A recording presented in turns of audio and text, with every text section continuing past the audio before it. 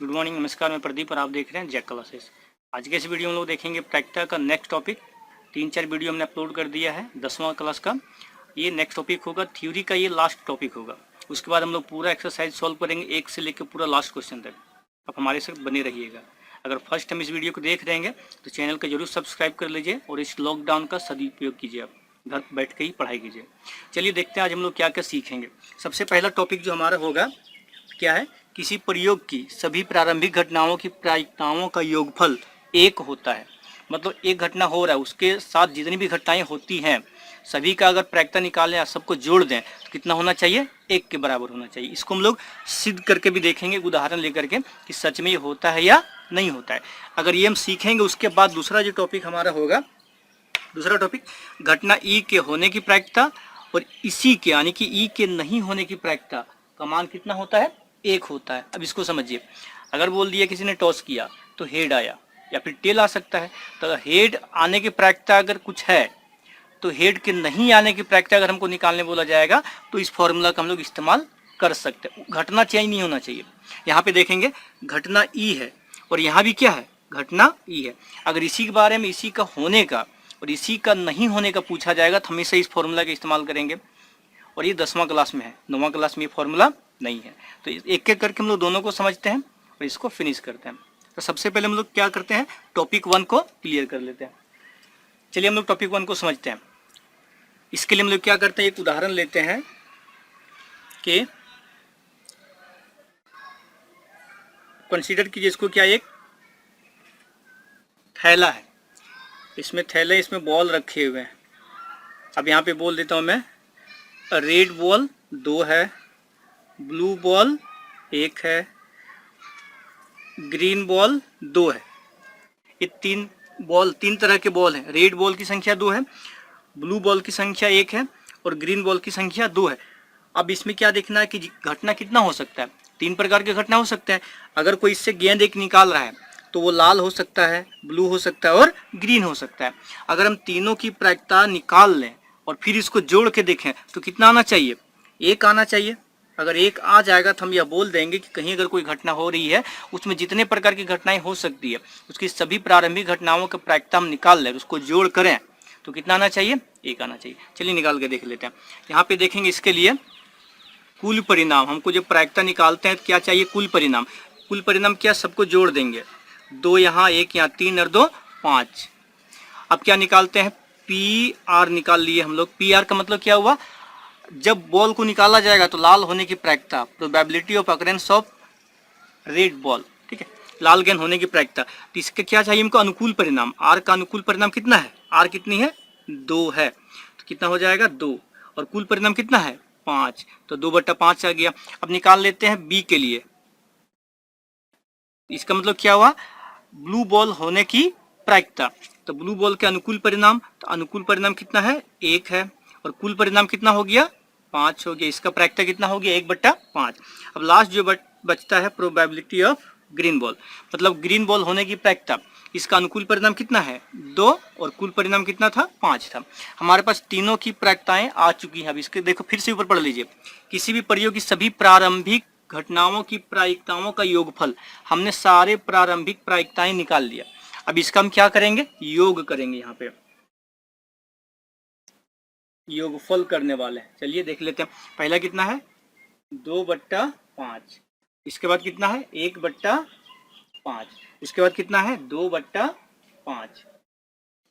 देखिए नीचे सबका 5-5 है तो एलसीएम कितना आ जाएगा, 5। अगर इस तरह होता है तो ऊपर को सेम हम लोग ऐड कर देते हैं, 2 जोड़ 1 जोड़ 2। देखिए 2 और 1 3, 3 और 2 5 और नीचे कितना है, 5। सेम आ गया, कितना हो गया, 1। आप समझ पा रहे होंगे, इस साबित हो गया कि जितने भी प्रारंभिक प्रायिकताएं होती हैं उनका योगफल अगर हम निकाल लें तो किसके बराबर होना चाहिए, 1 के बराबर होना चाहिए। ये आपको सिद्ध करने नहीं दिया जाएगा।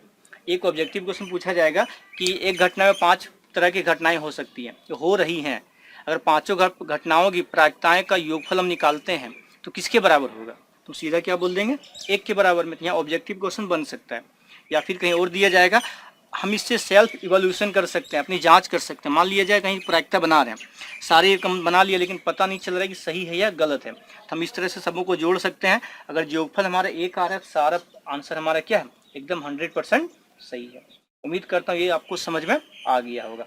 अब हम लोग दूसरा टॉपिक की ओर चलते हैं। टॉपिक 1 हमारा बहुत अच्छे से क्लियर हो गया, उदाहरण के माध्यम से हमने समझ भी लिया। अब टॉपिक 2 की ओर बढ़ते हैं हम लोग, देखते हैं टॉपिक 2 क्या कहता है। घटना ई की प्रायिकता प्लस घटना ई की नहीं होने की प्रायिकता का मान कितना होता है? 1 होता है। यह 10वां क्लास का एक टॉपिक है, 9th क्लास में ये नहीं था। चलिए इसको हम सांकेतिक भाषा में लिख लेते हैं। घटना ई की प्रायिकता को हम लोग क्या लिख सकते हैं? पी ई प्लस घटना ई की नहीं की प्रायिकता को हम क्या लिख सकते हैं? पी ई के ऊपर एक बार दे देंगे डंडी इज इक्वल टू 1। यह एक फॉर्मूला है। अब इसका इस्तेमाल हम लोग कहाँ करेंगे, इसको समझ लेते हैं। अगर एक ही घटना के बारे में उसका होने की प्रायिकता दिया है और आपको पूछ रहा है इसका नहीं होने की प्रायिकता, तब इस फॉर्मूला का इस्तेमाल करेंगे। अगर 10th क्लास के स्टूडेंट आप हैं, अगर आपको पूछा गया कि एक सिक्के को उछाला जाता है और हेड आने की प्रायिकता दे दिया, तो हेड नहीं आने की प्रायिकता अगर पूछा जाएगा तो इसी फॉर्मूला का इस्तेमाल करेंगे। दूसरा तरीका से बन जाएगा, चूंकि 10वां क्लास का है तो इसका इस्तेमाल आपको करना पड़ेगा। चलिए एक उदाहरण के माध्यम से देख लेते हैं।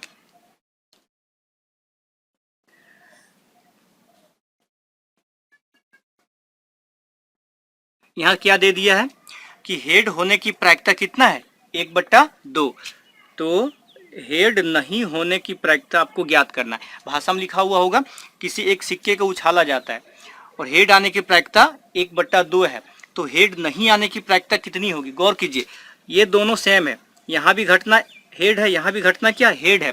एक होने की प्रायिकता और एक नहीं होने की प्रायिकता। जहाँ एक का होने की प्रायिकता और एक का नहीं होने की प्रायिकता की बात आए तो हमेशा इस फॉर्मूला की याद करेंगे। ठीक है, क्या करेंगे हम? यहाँ बना देते हैं। चूंकि हम जानते हैं P E plus P E dash is equal to 1 होता है, इसलिए अब ई के जगह में क्या है? एच हो गया, इसलिए P H plus P H dash is equal to, ये भी 1 होगा, चूंकि घटना तो हमारा सेम है, बदल नहीं रहा है। अब से वैल्यू देखिए, हमको निकालना क्या है? एच डैश वाला। इसका मतलब इसका वैल्यू निकालना, तो यहाँ से हटाना किसको होगा? इसको। कहाँ जाएगा? राइट साइड में, बराबर को उधर चला जाएगा।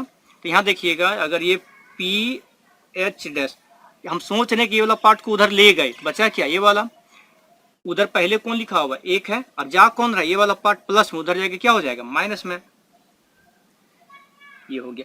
बहुत सारे क्या करते हैं कि यहीं से एक फॉर्मूला अलग निकाल देते हैं, जो कि वैसा नहीं करना आपको। अगर ये आपको पता है, 10वां क्लास के विद्यार्थी आप हैं, तो इस तरह से आपको करना आना चाहिए। दायां बायां भगाना आना चाहिए। अलग से ऐसा नहीं कि 2 और फॉर्मूला आपने यहीं बना दिया, वैसा नहीं करना आपको। अब यहाँ पे मान रख दीजिए, हमको क्या निकालना है? पी एच डैश का मान निकालना है 1 माइनस इसका मान दिया हुआ, आप देख लीजिए यहाँ पे दिया कितना? 1/2। यहाँ रख दिया हमने 1/2। अब देखिए इसके नीचे कुछ नहीं तो कितना? 1 है, एलसीएम कितना आएगा? 2। 1 से भाग देंगे 2 को 2 बार में, फिर 2 को 1 से गुना करेंगे, 2 माइनस 1, 2 में घटा 1/2 आ गया। इसका मतलब पी एच डैश का मान कितना आ गया? 1/2। ये हमारा क्या है? उत्तर। अगर आपको संतुष्टि नहीं मिला कि हमारा उत्तर सही है गलत है, जांच कर सकते हैं। कैसे जांच करेंगे? हम यहाँ करके दिखा देते हैं।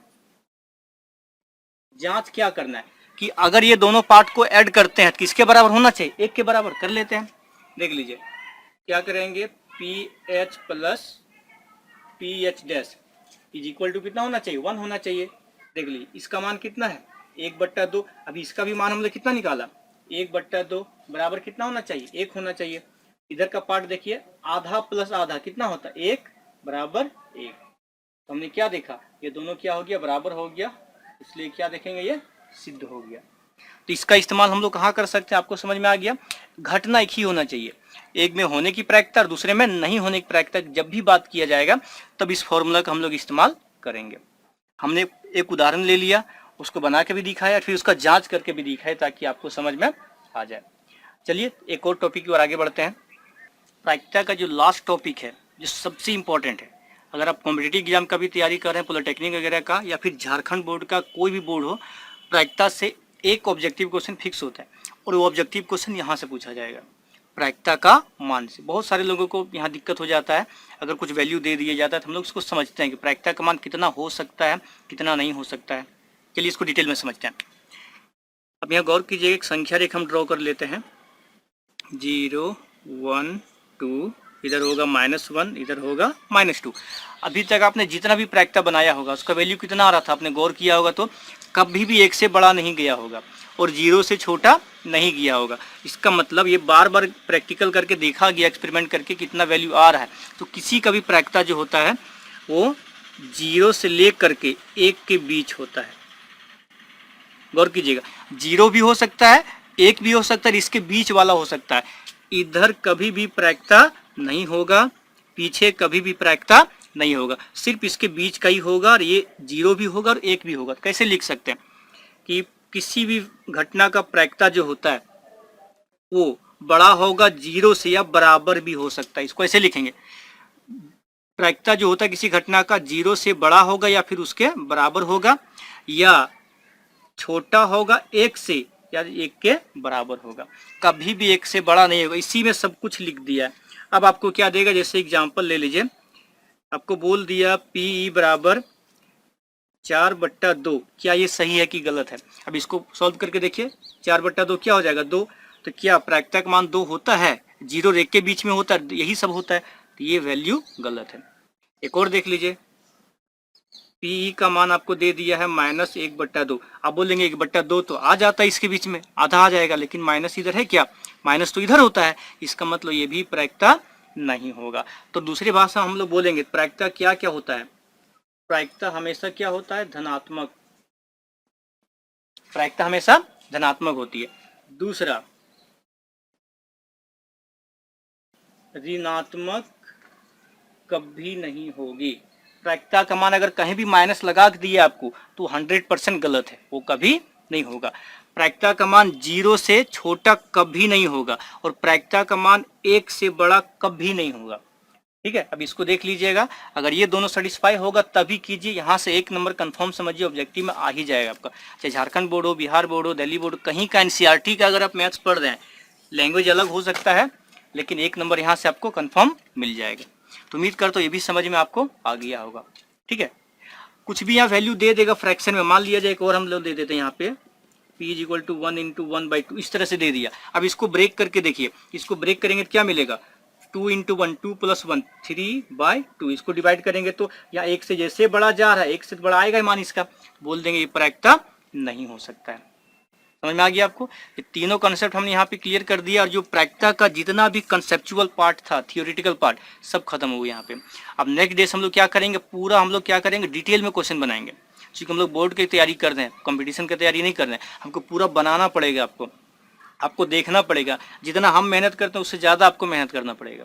तो अगर आप चाहते हैं कि NCERT का पूरा क्वेश्चन आप सॉल्व कर पाएँ घर बैठे इस लॉकडाउन में, अगर विद्यालय खुले नहीं है, ट्यूशन खुले नहीं है, तो हमारे चैनल से जरूर जुड़ा रहिए आप।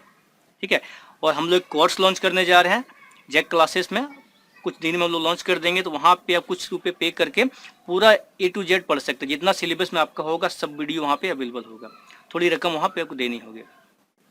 उम्मीद करता हूँ ये वीडियो आपको पसंद आया होगा। पसंद आया होगा तो लाइक जरूर कीजिएगा, और अपने दोस्तों को भी शेयर कीजिए, और उन्हें भी हमारे चैनल से जुड़ने के लिए बोल दीजिएगा। मिलते हैं नई वीडियो में, तब तक के लिए धन्यवाद। Thank you for watching.